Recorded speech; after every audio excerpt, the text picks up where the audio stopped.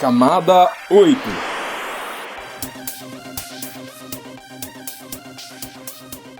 Olá, querido ouvinte. Seja bem-vindo a mais um episódio do Camada 8, seu podcast sobre infraestrutura da internet, redes e tecnologia. Eu não sou o Eduardo Barazal Morales, ele não está aqui conosco hoje, eu sou Antônio Marcos Moreiras. E hoje temos um novo apresentador aqui no podcast, alguém que já tem contribuído nos bastidores do projeto há algum tempo, mas hoje vai contribuir com um sotaque diferente aqui do nosso sotaque paulistano para o sucesso da nossa entrevista.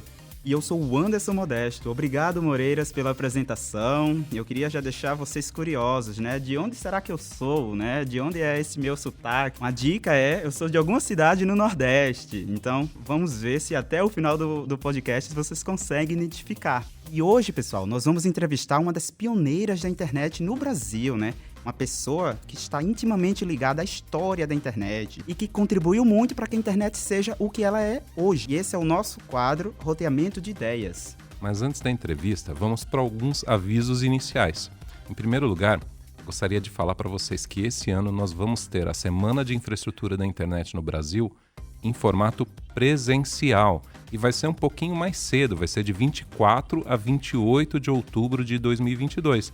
Vai ter lá o GTR, o GTS e o IX Fórum. Então anotem na agenda, 24 a 28 de outubro de 2022. Quero falar também do IX Fórum Regional, edição Sul, que vai ser em Curitiba, dia 1º de julho de 2022. E para ficar por dentro da nossa agenda completa de cursos e eventos, acesse o link que está na descrição.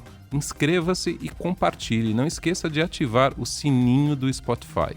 E agora, nós vamos iniciar a entrevista com a professora, doutora e pesquisadora Liane Taroco, da Universidade Federal do Rio Grande do Sul, a URGS. A professora Liane é uma das precursoras da internet no Brasil e também é a primeira mulher brasileira integrante do Hall da Fama da internet.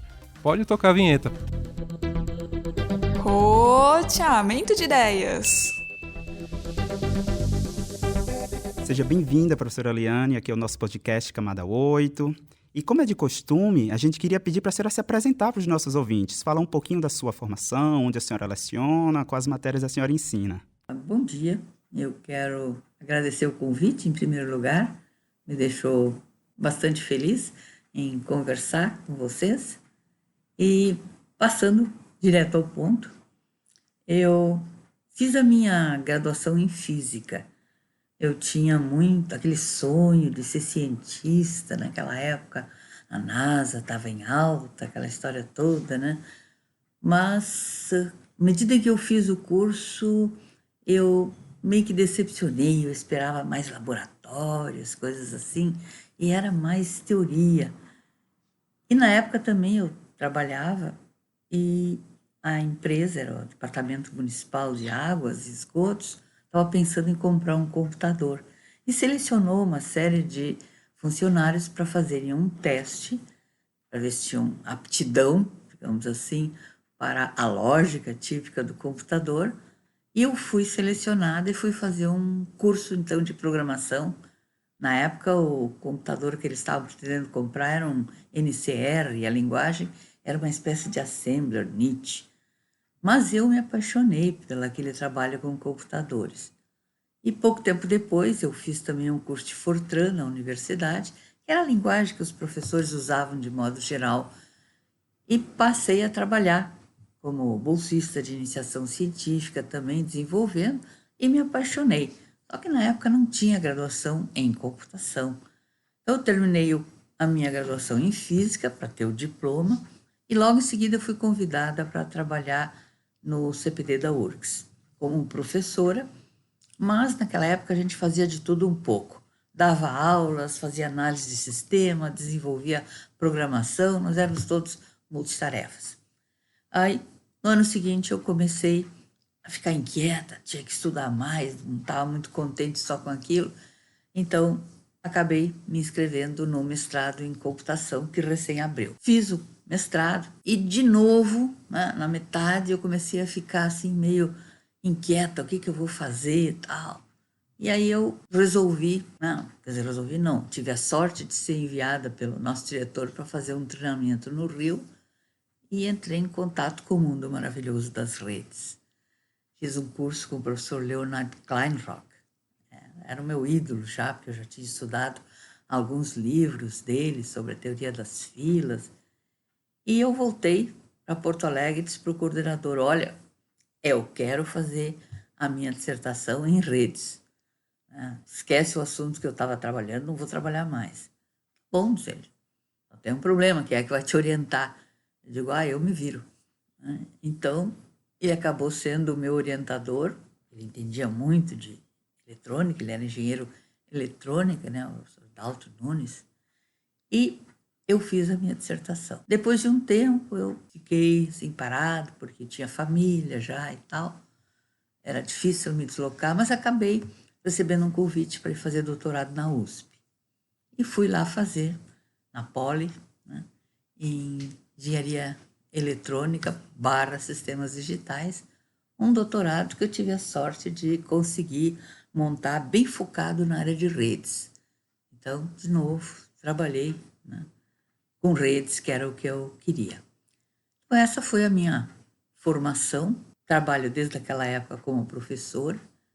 Trabalhei muitos anos junto ao pós-graduação em ciência da computação. E depois de um tempo, eu acabei me interessando pela área de educação apoiada em tecnologia e me liguei também ao pós-graduação em informática na educação. Nesse último é que eu estou agora trabalhando, né, em mundos virtuais, imersivos, metaversos, né, e fazendo laboratórios, desenvolvimento de laboratórios virtuais para ensino de ciências, e essa é a minha área de atuação atual. Que legal, professor. Então, a senhora está sempre aí na vanguarda e pesquisando as coisas que estão na moda, né? Mas eu quero continuar perguntando um pouquinho lá do passado. Então, a senhora teve esse primeiro contato com redes ainda na sua vida acadêmica, a senhora, com computação primeiro, né? A senhora ainda estava fazendo a graduação e depois teve a oportunidade de fazer as pós-graduações e ter outros cursos que introduziram a senhora a esse mundo de redes. E me chamou a atenção que isso foi aqui no Brasil ainda, né? Teve um curso no Rio de Janeiro e depois a pós-graduação na USP. E como que eram as redes, né, nessa época? Que tecnologia, do que a gente está falando? A gente já está falando, já existia internet, né? Já existia TCP/IP, de que tecnologias que a gente está falando? Como que eram essas redes de computadores? Já existiam PCs? Como que era isso tudo? Bem, quando eu comecei só tinham os computadores operando em modo batch, né? Então, na universidade, por exemplo, na URSS, nós tínhamos um IBM 1130 e toda a programação era feita em cartões perfurados, né? Os decks de cartões eram submetidos, o computador processava e devolvia relatórios impressos. Essa era o modus operandi. Lá por 73, a universidade comprou, então, um computador de grande porte, um mainframe, como chamava, um Burroughs B6700, que tinha funcionalidade para operar em teleprocessamento. Isso era o padrão na época. Redes de computadores não existiam, existiam redes de teleprocessamento, onde um computador central era, digamos assim, o centro, né, que gerenciava não apenas as comunicações, mas todo o processamento. Tudo vinha a partir de terminais, a gente chamava terminais burros, porque eles não tinham poder local de processamento, e ali os usuários entravam com seus dados. Tinha até alguns equipamentos para entrada remota de jobs, RJS, como a gente chamava, ligados a esses mainframes, mas apenas para alimentar, por exemplo, decks de cartões ou fitas perfuradas com dados, né, que foram preparados em modo offline e eram então transmitidos para o mainframe. Inclusive, a primeira apropriação de votos eleitoral, né, que aconteceu nesse país foi feito lá com esse computador, lá por 78 talvez, 77, onde a URGS instalou, desenvolveu, então, todo um sistema para a apropriação dos dados para o tribunal. Então, eles contavam os votos, digitavam em typewriters, um pequeno teleimpressor que perfurava uma fitinha de papel, como segurança, como backup, mas os dados digitados eram transmitidos para o mainframe, ele tabulava, né? E preparava relatórios periódicos que eram projetados numa tela de um dos terminais com o resultado parcial das apurações. E uma estação de TV ficava com uma câmera lá dentro do CPD, filmando aquela tela para ter os resultados oficiais atuais das apurações. Então, no caso do computador Burroughs, era uma arquitetura de redes proprietária, BNA. No caso dos computadores da IBM, que era a maioria no mercado, era uma arquitetura de rede chamada SNA, System Networks Architecture. Eu queria assim, esclarecer, até porque nem eu, nem o Anderson, eu acho que a maior parte dos nossos ouvintes tivemos contato com essas tecnologias. Então, a gente tinha um computador de grande porte, centralizado, no caso da sua experiência, o Burroughs. E quando a gente fala de terminais Blue, a gente está falando de um equipamento com teclado e tela que falava algum protocolo serial ali, algum RS-232, e em cima desse protocolo, em cima do serial, tinha esse protocolo proprietário de comunicação. Mas a gente não está falando de comunicação entre computadores diferentes ainda. Como a senhora colocou, é um teleprocessamento, não é redes ainda, né? Mas provavelmente nas suas pós-graduações, nos seus cursos, já se explorava outros conceitos, o conceito dos computadores se interligarem, ou ainda era um conceito assim, completamente alienígena para a época, não se imaginava um cenário diferente? Como que era isso? A senhora se recorda? Como que é? A ARPANET começou em 69, né? Foram as primeiras tratativas, né, de montar uma rede que não fosse centralizada, mas sim uma rede de computadores. Né? O Departamento de Defesa americano tinha uma preocupação na época, né? Guerra Fria, todas aquelas coisas, de os inimigos bombardearem um computador central e destruir o sistema tático, etc. Então, eles queriam uma rede onde tivesse vários computadores, e se uma parte da rede fosse tornada inoperante, o resto deveria continuar funcionando. Então, esse foi o princípio da ARPA, que foi iniciada em 69. Então, aí, nessa época, eu comecei o meu mestrado e ainda estava nessa época da ARPANET, mas para o Brasil isso era completa novidade. A gente aqui não podia nem sonhar com essas coisas, né? Primeiro por causa do custo das linhas, que era exorbitante. E, bom, então aí o mundo foi evoluindo, né? Os protocolos usados na ARPANET evoluíram para TCP/IP, né? Foi na época, década de 70, que eles foram desenvolvidos. Ao mesmo tempo, a ITU, International Telecommunication Units, que congregava as grandes administrações de telecomunicações, trabalhou em cima de um outro protocolo, conjunto de protocolos, que era o modelo ISO-OSI. Então, era um protocolo mais complexo, com 7 camadas, né? E batalhava para que aquilo fosse a solução. Chegou uma época, inclusive, que os governos meio que se inclinaram nessa direção. Então, nos Estados Unidos tinha o POSIC, era um programa de que as compras do governo deveriam demandar soluções de redes compatíveis com o OSI. Aqui no Brasil também chegou a se falar nisso, mas o software para apoiar essa pilha de protocolos era complexo e caro. Ao passo que o TCP/IP, como tinha sido todo custeado pela ARPA, né, ele era grátis, e depois eles embutiram essa pilha de protocolos no próprio Unix e ficou de graça, né, para todo mundo. Então, não teve como, digamos assim, se apresentar, mesmo que a solução fosse mais complexa. Então, havia uma certa discussão aí na década de 70, final da década de 70, sobre o que era melhor, OSI ou TCP/IP, mas eu lembro que eu fui, no meio do meu doutorado, fui fazer um estágio, aí já era década de 80, lá em Stanford, no Stanford Research International, onde estava o NIC, o primeiro NIC do mundo, né, que controlava toda a internet que existia naquela época. E uma vez conversando com a diretora do NIC, e eu dizia para ela, mas escuta, vocês estão só trabalhando com o TCP/IP e o OSI, eu ainda estava meio imbuída. Ela disse, não vai pegar, vai passar. E eu fiquei assim admirada da certidão dela, né? Como ela estava certa com aquilo. E no fim, ela tinha razão, porque foi o que vingou e tá até hoje. Eu estou monopolizando aqui as perguntas, mas já vou deixar o Anderson passar para o próximo assunto. Eu queria que a senhora comentasse mais essa questão do OSI, porque quando eu estudei redes, eu imagino que a maior parte dos nossos ouvintes também, eu aprendi que o ISO-OSI era um modelo de referência.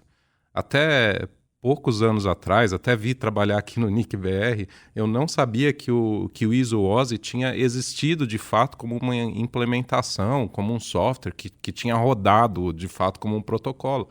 Eu achava que isso aqui foi um modelo teórico criado, não chegaram nem a fazer um software desse jeito porque era complicado demais, e aí fizeram o TCP/IP simplificado, mas não foi assim. O ISO-OSI de fato foi implementado, existiu e tinha inclusive custo, como a senhora falou, é isso? Inclusive nós mesmos, meus alunos lá do mestrado em computação, trabalhavam num projeto para implementar as camadas do ISO-OSI, camada de transporte, camada de sessão, tanto do lado do mainframe, o Borg na época, como no lado de um PC, para fazer uma comunicação PC mainframe nos termos do ISO-OSI. Na camada de aplicação, a gente tinha aplicações como transferência de arquivos, remote job entry, né, que nós testamos.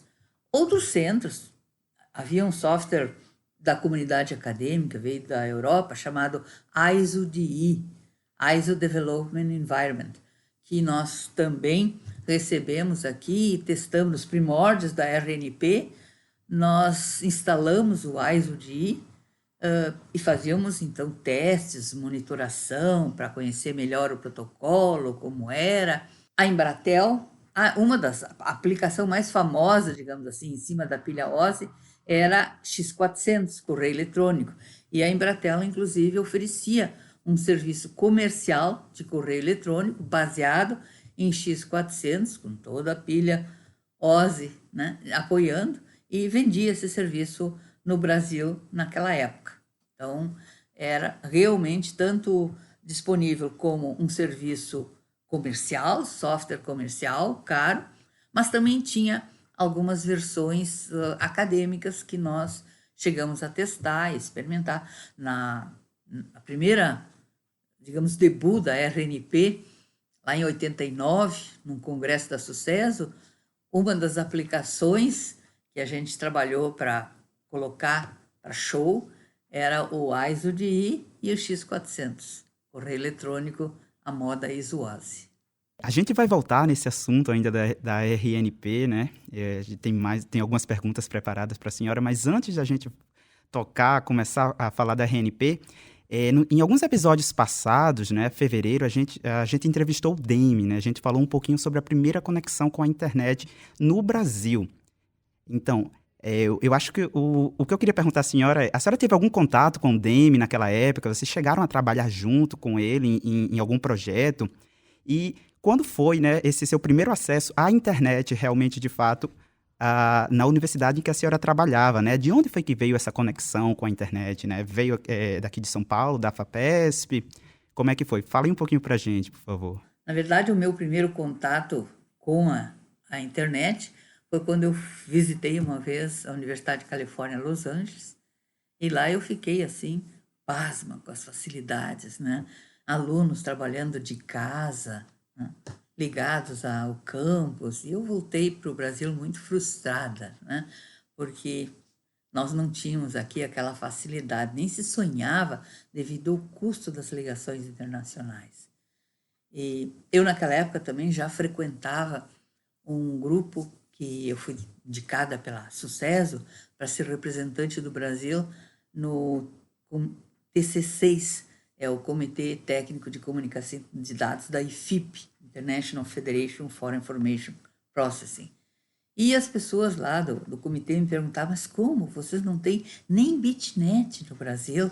Porque a BitNet também existia na época como uma outra pilha de protocolos proprietária, né? Mas que atendia bastante a comunidade acadêmica. Aí houve o apoio da FAPESP para fazer o contato dos físicos do estado de São Paulo e pesquisadores com a RepNet. E eles custearam aquela ligação. No momento em que houve uma ligação, então, com a FAPESP, eles começaram a viabilizar o acesso de outras universidades com aquele ponto. Então, a gente tinha que vencer aí 2 problemas. Um era o custo, quer dizer, como é que a FAPESP gentilmente pagava a parte mais cara, que era Brasil, Estados Unidos. E nós tínhamos que tratar de pagar a nossa conexão até São Paulo. E tinha também uma questão burocrática, legal, porque a Embratel ficava encrespando, dizendo que não podia compartilhar uma linha entre mais de um usuário, que cada usuário tinha que contratar a sua própria linha, e isso foi um incômodo, né, durante um tempo, mas finalmente a gente venceu a quebra de braço e pôde compartilhar. Então, a nossa primeira conexão com a FAPESP aconteceu nessa época já, 89, eu já tenho mensagens trocadas com o Demi, com o Gomide. E, além disso, eu fazia doutorado na USP, na Poli, e o Demi também. Ele terminou o doutorado no mesmo ano que eu terminei. E ele trabalhava também no CCE da USP, lá na parte de controle. E eu estava seguidamente lá no CCE, porque eles também tinham um Boros B6700, então nós trocávamos muita informação, enfim. E eu já então, conhecia o Demi de lá. Depois, quando ele foi para a FAPESP, começou a cuidar, nós já tínhamos, então, um relacionamento profissional, digamos assim. Visitava a FAPESP quando eu ia a São Paulo também. E aí estabelecemos essa conexão, onde as 3 camadas de baixo era ISO-OSI, porque era X25, o protocolo usado na REMPAC. Então, nós tínhamos a conexão de um computador da URGS que foi instalado para fazer o acesso ao banco de dados da biblioteca, né? Então, essa máquina era um VAX, ele tinha tanto a arquitetura proprietária da Digital, DECnet, nas camadas superiores, mas ele podia ser transportado por X25. Então, o nosso VAX falava com o computador da FAPESP, que usava o mesmo protocolo, nas camadas superiores, e aí nós interligamos o sistema de e-mail de um e de outro, e podíamos então fazer transferência de arquivos e enviar, receber e-mail. Durante um ano, a gente trabalhou via REMPAC. Mas, na medida em que o tráfego foi crescendo, se tornou caro, porque na REMPAC a gente pagava por tráfego. Então, depois de um ano, a URGS fez as contas, achou melhor contratar uma linha. Então, foi contratada a linha de 1.200 bits por segundo, uma veloz linha, né, até São Paulo, para fazer essa interconexão. Em 93, a URGS recebeu recursos do Ministério para comprar um supercomputador. Então veio um CREI. Este CREI era para ser usado por pesquisadores de todo o país. Então era importante que ele fosse acessado com boa velocidade. Então, logo em seguida, subiram a velocidade da conexão aqui da URGS com São Paulo para uma velocidade mais alta, né? Então eu acredito que foi a partir daí que a senhora começou a trabalhar na criação de uma rede, né, para os pesquisadores e para mais acesso às redes internacionais, né? Então deve ter sido daí que começou aqueles primeiros passos para as redes acadêmicas. Na verdade, né, não. Foi bem antes. Ainda não? Bem antes. Já foi bem antes. Porque, como eu disse, a gente sempre tinha aquele sonho de fazer redes, né? Mas ficava batendo de frente com o problema do custo. Então, em 79, né, muito antes sequer de se pensar em RNP, um grupo de pesquisadores da área de redes fez um esforço aí junto com o MEC, secretaria do MEC, e criou uma entidade, uma associação chamada LARC, Laboratório de Rede Nacional de Redes de Computadores. Então, é uma pessoa jurídica, né? Os representantes das universidades participam, até hoje existe, e essa instituição, o LARC, ela tinha por objetivo integrar os esforços da comunidade que já pesquisava sobre redes para implantar uma rede efetivamente. Nós fizemos várias tentativas junto à Embratel para conseguir algum tipo de troca, por exemplo, de canal por serviços. Eles cediam linhas e a gente prestava serviços, desenvolvimento, pesquisa, treinamento para eles, mas isso não progredia, porque sempre esbarrava numa falácia deles de que eles não podiam ceder linhas sem custos para as universidades, senão todo mundo ia começar a pedir linhas sem custos. Então, o LARC trabalhou, né, nesse sentido, buscando formar recursos, conscientizar. Em 83, começou também um grupo de pesquisa dentro da SBC, a Sociedade Brasileira de Computação, tinha o grupo de redes. Então, começou a organizar simpósios, o Simpósio Brasileiro de Redes de Computadores. Todos os anos era organizado e tinha ali todo o grupo de pesquisadores que atuavam em redes no país inteiro. Então, quer dizer, desde 79, esses esforços foram progredindo. No final da década de 80, quando, né, as coisas ainda estavam nesse impasse, houve a mobilização, então, de 3 secretarias de ciência e tecnologia no país, a de São Paulo, a do Rio e a nossa. E eles foram ao CNPq e pressionaram o CNPq para dar uma solução. E o CNPq, então, se envolveu e entrou com o recurso para custear o aluguel de linhas para o primeiro backbone da RNP. Aí, lá por 89, né, tivemos as primeiras reuniões com o CNPq e eu já participava nessa época, o DEME, muito ativo, foi designado como coordenador técnico da RNP na época, e a gente começou a fazer reuniões para planejar, né, o primeiro debut da RNP. Era um projeto do CNPq inicialmente, e depois se tornou, então, realidade no Congresso da SUCES em 89, onde fez seu debut.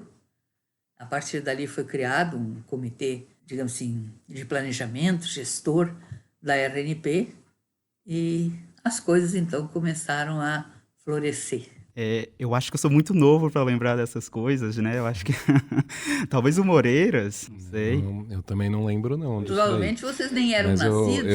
Quando a senhora começou com isso da Redes, eu não tinha nascido ainda, não. O Anderson menos ainda. O Anderson não estava nem no projeto ainda. Eu estou curioso com uma coisa, com uma opinião sua sobre essas redes acadêmicas, professora. Hoje a gente vê o cenário da internet no Brasil assim como um cenário muito rico. A gente tem uma penetração da internet bastante grande em todo o território nacional, né? Não é 100% ainda, estão caminhando, tem ainda um espaço para inclusão digital, para aumentar, mas a gente vê, eu estava levantando o número agora aqui, 8.933 sistemas autônomos, ou seja, tem milhares de provedores de internet espalhados pelo Brasil inteiro.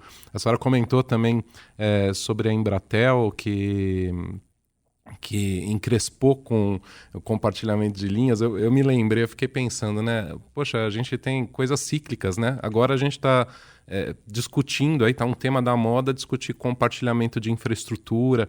É um contexto diferente, é uma situação diferente, mas parece que, de uma certa forma, as coisas vão voltando, vão se repetindo.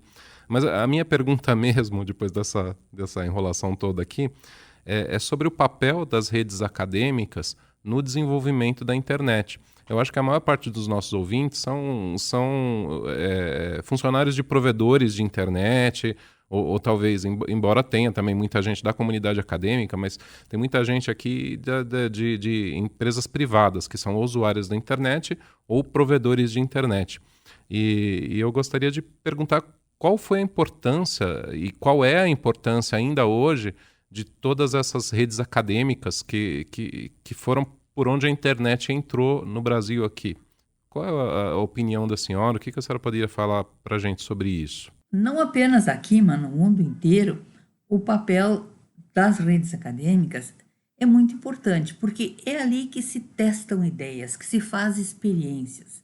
No mundo empresarial, não dá para correr muito risco de tentar alguma coisa que não vai dar certo, porque eles são movidos a lucro. Se eles não tiverem lucro, eles vão à falência. Então, eles podem experimentar, fazer pesquisa, e temos grandes empresas que fazem isso no exterior e um pouco aqui, mas é, de certa maneira, cerceada por investimentos. Ao passo que no mundo acadêmico, o investimento não é, o retorno de um investimento não é avaliado em termos de lucros, de dinheiro, mas sim de melhoria na qualidade da produção intelectual, da formação de recursos humanos.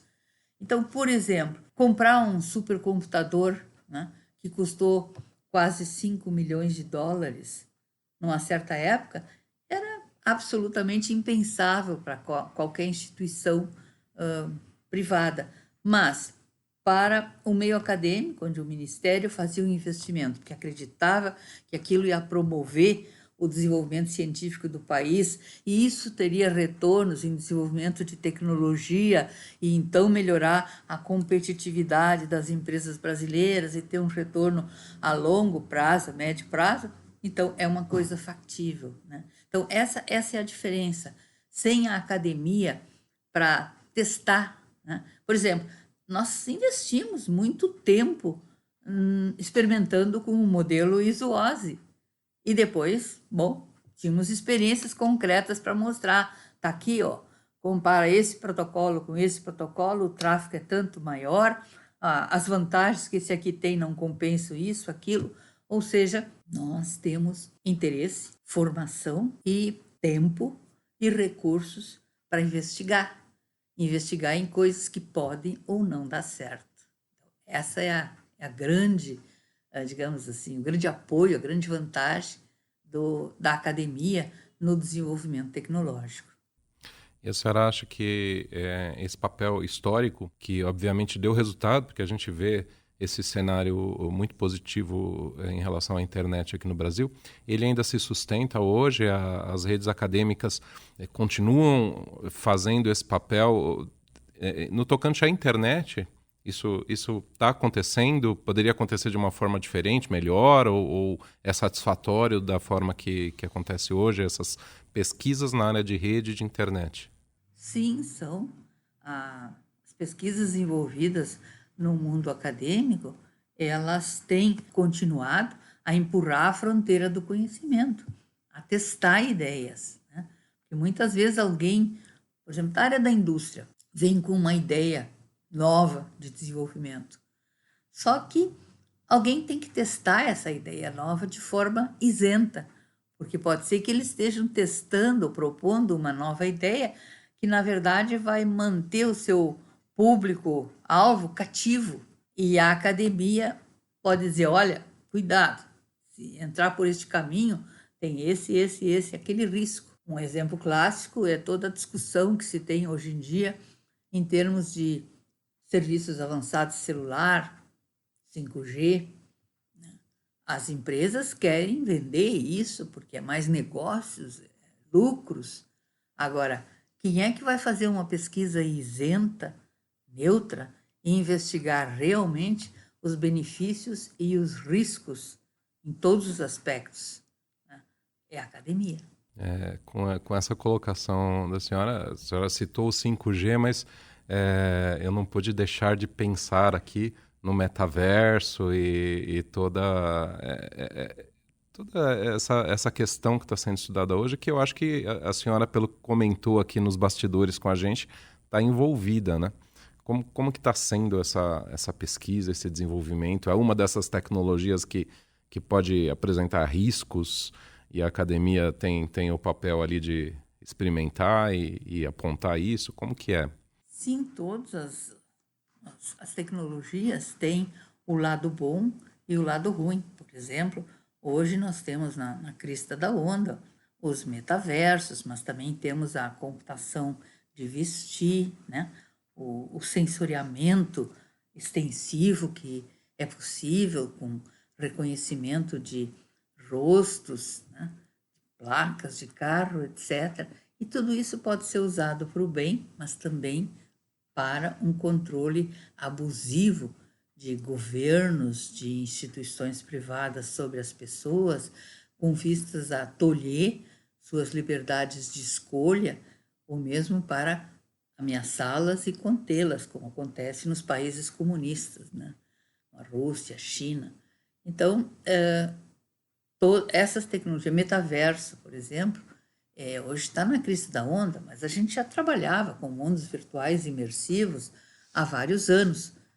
Tinha digamos assim, cavalo ganhador no páreo, que é o Second Life, né? E que se tornou um lugar de negócios, né? As pessoas vendem roupas, aparências pessoais, casas, todo tipo de artefato. E é um negócio bem florescente, pelo que eu ouvi recentemente. Alguém até citou que vendeu uma casa virtual por $450 mil, imagina. Então, com esse advento dos non-fungible tokens, o pessoal está pagando para ter bens virtuais, né? E isso é espantoso, é interessante, né? Mas, uma vez que a pessoa ande por dentro de um mundo virtual imersivo, ela se comporta de um jeito ou de outro, e isso pode estar sendo rastreado. O que vão fazer com esses dados de rastreamento? Como eu disse, pode ser para o bem, para otimizar, melhorar o desempenho da plataforma, mas também pode ser para derivar estratégias de marketing mais ou menos agressivo e ficar tentando, né, empurrar goela abaixo produtos virtuais ou reais que a pessoa não necessariamente necessite. Dessas tecnologias, professora, que a senhora está falando, né? Quais são as que a senhora está mais ansiosa, no caso, para que elas sejam melhores desenvolvidas? É o metaverso mesmo? São os vestíveis, né? Os wearables? Olha, os metaversos, eles abrem uma possibilidade muito boa, especialmente, por exemplo, na área da educação. Nós temos um problema sério de falta de laboratórios para o ensino de ciências, e é tão importante ensinar ciências para os nossos jovens, porque se eles não são bem formados em ciência, eles nunca vão ser bons inventores, né, resolvedores de problema. Então, o desenvolvimento de laboratórios que possam simular experimentos em física, em química, em biologia, tem um impacto muito grande em melhorar a qualidade.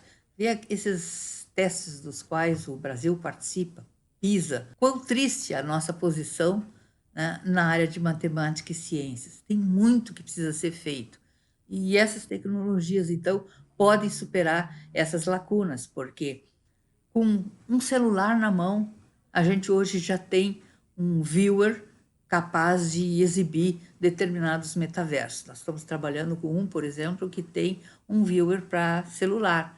Então, em casa, né, onde tiver, o aluno pode passear no mundo virtual, encontrar outras pessoas ali representadas por seus avatares, mexer em artefatos, acionar comportamentos, observar resultados. Então, isso é muito rico, né, em termos de potenciais resultados que podem ter. Mas a área de computação de vestir também é uma área muito importante. Nós temos, por exemplo, uma experiência que a gente fez lá na universidade, foi instalado um sensor dentro da sala de aula que mede a qualidade do ar.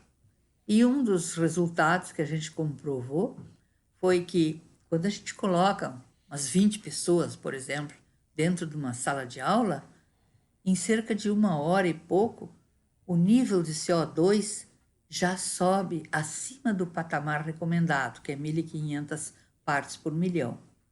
Quando o nível de CO2 sobe, a capacidade de cognição das pessoas fica afetada. Então, se os alunos vão começar a ficar meio sonolentos e tal na sala de aula, não é porque a fala do professor está aborrecida, não, mas é porque o ar está saturado de CO2. Então, com esse tipo de monitoração, a gente fica alerta, sabe que a cada 1h30, 2 horas, tem que parar, abrir janela, porta, deixar circular o ar, porque muitos dos aparelhos de ar-condicionado antigos não fazem reciclagem de ar, eles fazem só resfriamento. Depois, na área da saúde, é uma área importantíssima também.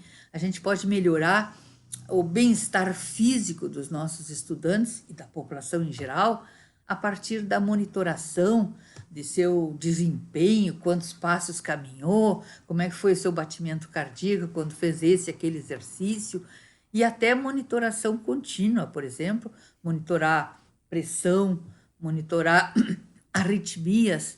Então, há uma possibilidade de melhorar a saúde pública apoiada pela computação de vestir, que eu vejo com muito boas expectativas. Eu espero realmente que isso aí se amplie, se dissemine, para que nós tenhamos jovens mais saudáveis, mais, digamos assim, motivados a praticar algum nível de exercício físico, especialmente depois desse período horroroso de pandemia, em que foram confinados, né, em casa. Há todo um problema de saúde pública que precisa ser resolvido com incentivos à movimentação, tanto para a população jovem como para a população adulta e a população sênior mais ainda. Então, são 2 tecnologias em que eu acredito e tenho investido esforços aí com os meus alunos na universidade. Falando da questão da educação, em primeiro lugar, eu quero dizer que hoje eu vou dormir mais tranquilo por conta dessa fala da senhora. Pensando nos meus anos de professor, a culpa era do CO2, então não era das minhas aulas aborrecidas. Pelo menos tem uma chance disso. Às vezes a gente também tem um pouco de culpa. Mas eu queria só fazer um comentário para corroborar um pouquinho em relação ao ensino, né, ao uso dessas tecnologias, até pela nossa experiência que é pequenininha, nos compara a sua aqui no ensino de redes e de tecnologias relacionadas à internet. A gente optou por usar uma tecnologia dessas baseadas em metaversos aí, imersivas e interativas para um curso que a gente faz aqui, que é o de boas práticas operacionais para o pessoal dos sistemas autônomos. E a gente tem resultados muito legais. E uma outra coisa que a gente vê são esses emuladores na própria área de redes, né? Antes era tão difícil a gente conseguir dar um curso de redes de computadores com prática, porque a gente tinha que comprar equipamentos caros, era uma série de equipamentos, tinha que montar um laboratório todo complexo. E depois veio o Core Network Emulator, veio o EVE-NG, veio o Pinet Lab e outros emuladores aí que a gente tem à nossa disposição hoje e que, nossa, facilita muito o aprendizado. Hoje eu acho que qualquer um que quer estudar redes, quer aprender os protocolos de internet, operação, consegue montar laboratórios extremamente complexos num computador que não precisa ser muito sofisticado, não é nada assim tão pesado e consegue aprender muito bem. Então, não era nenhuma pergunta, era só um comentário, mas se a senhora quiser falar algo a respeito a mais, fica à vontade. Existe na área da educação uma teoria desenvolvida com muitos anos de prática que defende que a aprendizagem tem que ser um processo ativo. O aluno não aprende sentado ouvindo passivamente. Ele aprende experimentando, quando ele manuseia o objeto do conhecimento, experimenta. Deixa eu configurar assim, não deu certo, deixa eu testar daquele outro jeito. Então, essa é a maneira mais rica e mais duradoura com que a aprendizagem ocorre. Por isso, laboratórios, seja em que áreas forem, são tão importantes para a aprendizagem. Uma coisa, professora, que eu acho que está todo mundo querendo ouvir aqui é sobre o Hall da Fama da internet. A senhora, como a primeira mulher brasileira eleita, né, pela Internet Society, para esse grupo VIP, né, da internet. Fala um pouquinho para a gente, professora. O que foi que a senhora fez para fazer parte desse grupo, né? E quem é que mais faz parte desse hall? O que é que a senhora acha, né, de ser a primeira mulher brasileira a fazer parte desse grupo aí tão seleto? Na verdade, eu participei da história das redes no Brasil desde os seus primórdios, né? Eu escrevi o primeiro livro sobre redes, que foi publicado no Brasil e foi usado como livro de referência. Na época, a CAPRE, era uma coordenação de aperfeiçoamento, né, no país, fez um concurso e escolheu as obras que seriam recomendadas para todas as universidades que tinham cursos, tecnólogo, bacharelado, etc. Então, o meu foi de rede. E ele foi usado, então, por toda uma geração na formação de recursos humanos. Mais tarde, eu escrevi outro, redes de computadores, aí mais focado no ISWOS, na época que estava na moda. Além disso, eu estive envolvida no projeto e na implantação de todos os esforços das primeiras redes, né? Eu tive parte da reunião de planejamento da RNP, eu era parte do comitê de planejamento da RNP, do primeiro. Depois eu fui coordenadora da implantação da rede TCHE, que era a rede aqui do estado do Rio Grande do Sul, que se conectou à RNP.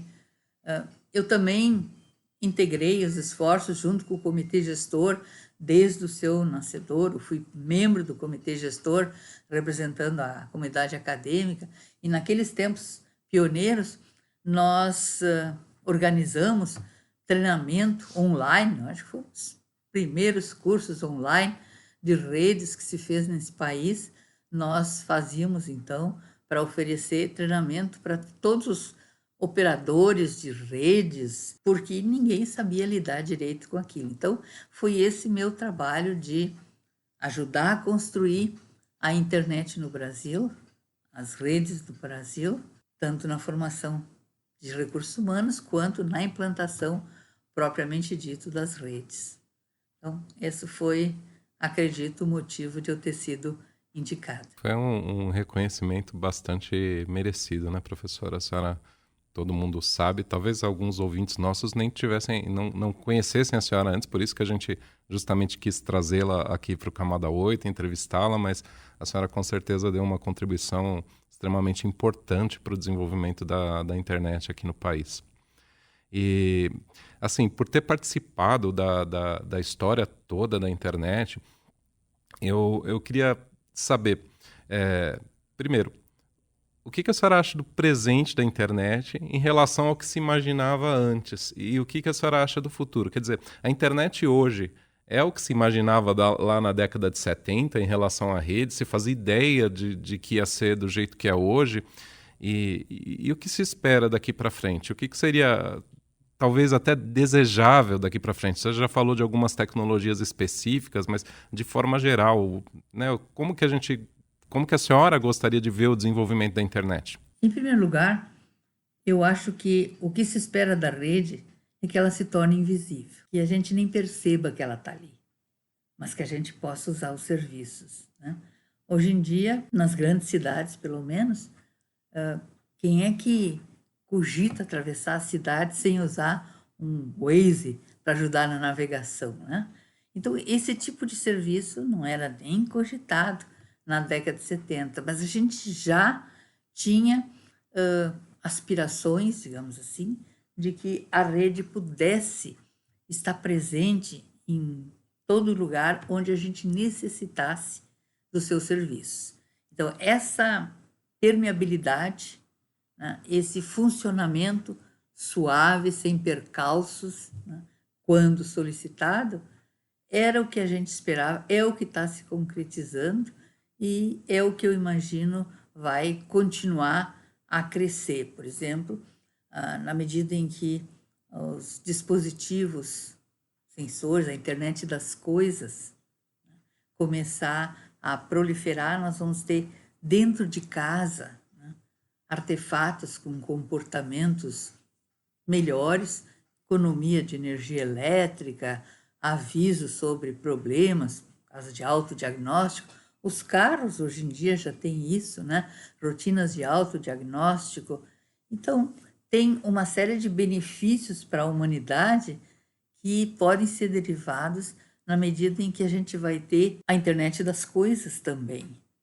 Então, essa disseminação da internet das coisas junto com a internet propriamente dito, tem potencial para melhorar ainda mais a qualidade de vida. E é isso que eu espero, digamos assim, em termos de crescimento. Então a gente está vivendo hoje a realização daquela ideia do Mark Weiser de computação ubíqua e pervasiva. Exatamente, exatamente. E inteligente, né? Não só isso. Quer dizer, sistemas que são capazes de compreender voz, de entender comandos genéricos, né? Os chatbots hoje estão na crista da onda, né? Todo mundo quer usar para fazer um atendimento 24 horas por dia, 7 dias por semana para os seus clientes e respondendo as perguntas mais óbvias. Mas tem muito ainda espaço para crescimento com o desenvolvimento da inteligência artificial, né? Que vai facilitar e melhorar a qualidade do reconhecimento das entradas digitadas, de gestos, de falas. Tudo isso ainda está, digamos assim, em camada de crescimento de uso, porque a tecnologia precisa ter melhor desempenho no reconhecimento e menor custo. Mas todas aquelas pessoas que foram outros indicados no Internet Hall of Fame tinham essas ideias, né, de como o futuro deveria ser e batalhavam para isso, né? Por exemplo, o Bob Metcalfe inventou a Ethernet, que seria das redes locais sem a Ethernet, né? O Leonard Kleinrock, ele fez todo um trabalho com teoria das filas que apoiou o projeto das redes. E ele foi o coordenador, digamos assim, do grupo de pesquisa lá na Universidade da Califórnia, em Los Angeles, que fez a primeira ligação do computador da universidade dele com um computador em Stanford. E lá em Stanford nós tínhamos a Elizabeth Feinler, que foi uma mulher também notável, também ganhou o Internet Hall of Fame, e coordenou, implantou o primeiro NIC do mundo, né? Toda a definição dos protocolos, como é que seria, diretórios, né? Serviço de nomes, tudo aquilo passou pelo trabalho da equipe dela, né? O Louis Pouzin definiu e testou a computação de pacotes orientada a datagrama, não a circuitos virtuais, e implantou a Cyclade na França, né? Coordenou já o Donald Davis, que também ganhou, ele definiu o que é computação de pacotes e depois se tornou um especialista em segurança, que é outro aspecto importante. Então, assim, nós temos pessoas que foram agraciadas com essa honraria de pertencer ao Internet Hall of Fame, que eram visionários, mas que também botaram a mão na massa e fizeram as coisas acontecer. Então, a gente está nessa fase aqui, digamos assim, de continuar tendo ideias, esperando melhorias e, dentro do nosso alcance, experimentando e tentando fazer avaliação de resultados, né? Comparando resultados, para ver o que é melhor e o que não é tão bom. Qual a opinião da senhora para aquela pessoa que está em início de carreira e quer se tornar uma dessas pessoas visionárias ainda na área de redes, né? Como é que ele consegue, né, hoje se aprofundar mais, né, se especializar na área de rede, né? O que é importante para ele ser um bom profissional na área de rede? Quem sabe algum dia ele tem uma ideia e também entrar aí para o hall da fama da internet. Qual a dica que a senhora daria, né? Qual... Uma das áreas que está em alta hoje no mercado de redes é a área de segurança, né? É a maior vulnerabilidade que a gente tem hoje nas redes. Sistemas têm vulnerabilidades inesperadas, né? Não previstas por aqueles que os constroem, e o teste, então, dos sistemas não tem sido suficiente. Então, há uma escassez de recursos altamente qualificados para avaliar essas vulnerabilidades, apontá-las e buscar soluções. Haja visto todo esse celeuma aí da discussão do nosso sistema eleitoral, né? onde as criaturas lá do TSE primeiro dizem que o sistema é inviolável e depois confessam que o hacker ficou meses dançando dentro dos sistemas e fazendo o que queria.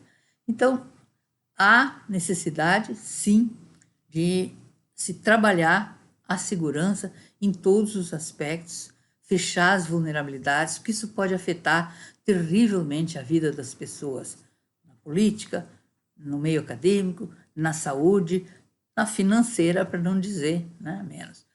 A gente vê essas coisas aí, hacker que roubou toda uma base de dados de um helpdesk de um banco, e lá se vai nomes de usuários, né, e seus CPFs, etc. Então, qualquer serviço novo, né, o Pix, e lá já estão eles fazendo artimanhas para roubar as pessoas. Então, segurança, para mim, hoje, é uma área extremamente importante. Mas, obviamente, ninguém consegue delinear soluções para a segurança se não conhecer profundamente a rede. Tem que saber como é que a rede funciona, quais serão as possíveis vulnerabilidades que eles exploram.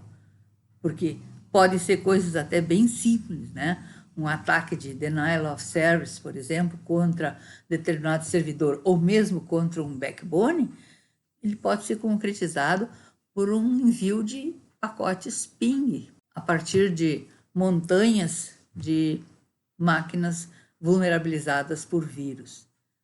Então, essa é uma área que eu acho assim, que é uma área, digamos assim, mote para desenvolvimento, mas que ela puxa a necessidade de conhecer o que está apoiando o comportamento da rede. A senhora está falando muito além do profissional de redes aprender a configurar um firewall ou usar um equipamento de segurança. A senhora está falando do tipo de profissional que vai estudar profundamente, conhecer profundamente na teoria e na prática o funcionamento das redes e daí sim buscar vulnerabilidades, né? Procurar as vulnerabilidades existentes e encontrar soluções, né, para mitigar esses problemas, para fechar essas vulnerabilidades, para melhorar os protocolos, para que elas não existam mais e não sejam mais exploradas. Né? A gente, às vezes, descobre uma vulnerabilidade observando padrões de comportamento dos equipamentos na rede. Agora, se alguém não sabe o que é o comportamento normal e o que é o comportamento anormal, não vai conseguir distinguir. Então, como é que a gente avalia a segurança, a saúde da rede? Analisando, por exemplo, como é que está o tráfego. Né? Então, hoje em dia, se a gente olhar aquelas estatísticas do NIC, aí, né, dos honeypots, a gente vê que, infelizmente, o mais basicão continua sendo uma forma de ataque mortal, que é o ataque de força bruta através de porta de criptografada, né, de secure server, para tentar descobrir senhas que os usuários usam senhas fracas, né? Mas tem outras coisas também. A gente vê que tem ataques ao serviço de DNS, o protocolo, por exemplo, de gerência de redes, a porta 161 do SNMP, é alvo porque ele tem um potencial de multiplicação dos ataques. Tu manda uma mensagem SNMP e pode sair toda uma tabela de respostas. Então, tem que conhecer profundamente como funcionam os protocolos, né, os serviços, para poder observar e dizer, esse comportamento aqui não está normal, vamos investigar. Trazendo até um pouquinho para a gente, né, que nos cursos back-office, que o Moreira já até comentou, essa é uma das recomendações que a gente dá, né, essa parte de hardening, né, tornar difícil, mudar a senha padrão, fechar portas que não estão sendo utilizadas, e isso é o mínimo do mínimo que deve ser feito, e a gente vê por aí que muitos não fazem, né?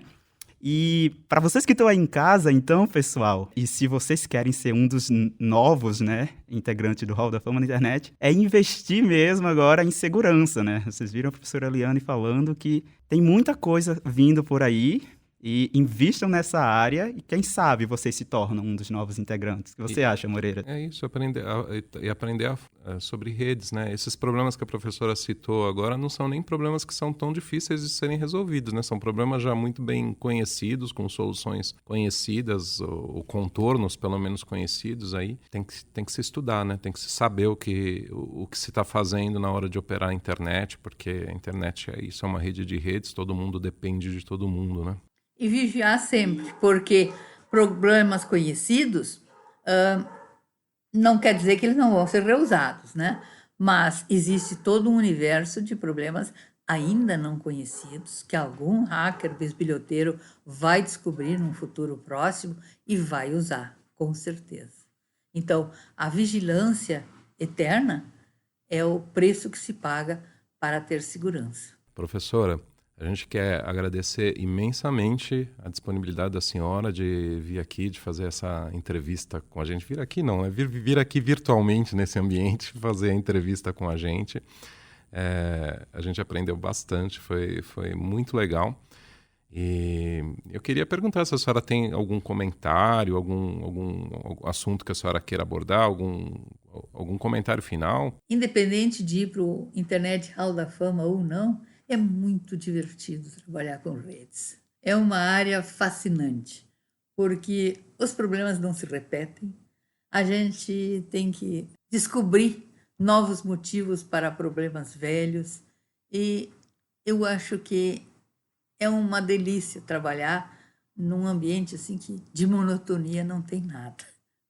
A gente está sempre sendo desafiado, sempre tendo que buscar novas respostas.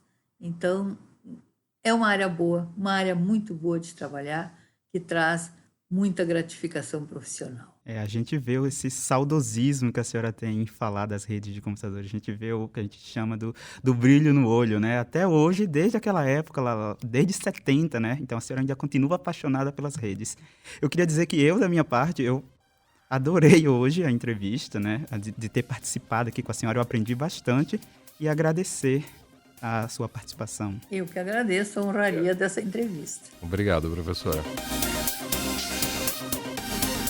Vamos agora para os nossos últimos avisos. Vamos ter a live Intra-Rede IPv6 e os principais erros cometidos numa implantação de rede, no dia 15 de junho de 2022, às 10 horas. Quero lembrar também que as inscrições estão abertas para a segunda turma de 2022 do curso IPv6 Avançado Presencial, de 18 a 22 de julho de 2022, aqui em São Paulo. E para ficar por dentro da nossa agenda completa de cursos e eventos, acesse o link que está na descrição. Sugestão de temas, dúvidas, elogios e críticas construtivas, envie um e-mail para cursoceptro@nic.br. E para os nossos ouvintes que nos seguem no Spotify, lembrem de ativar o sininho e assim receber as notificações dos novos episódios. Também quero convidar a todos para que vocês se inscrevam nas nossas redes sociais para não perder nenhum conteúdo importante. Vocês nos encontram no Twitter como @comuniquebr, no Facebook, LinkedIn, Instagram, Telegram,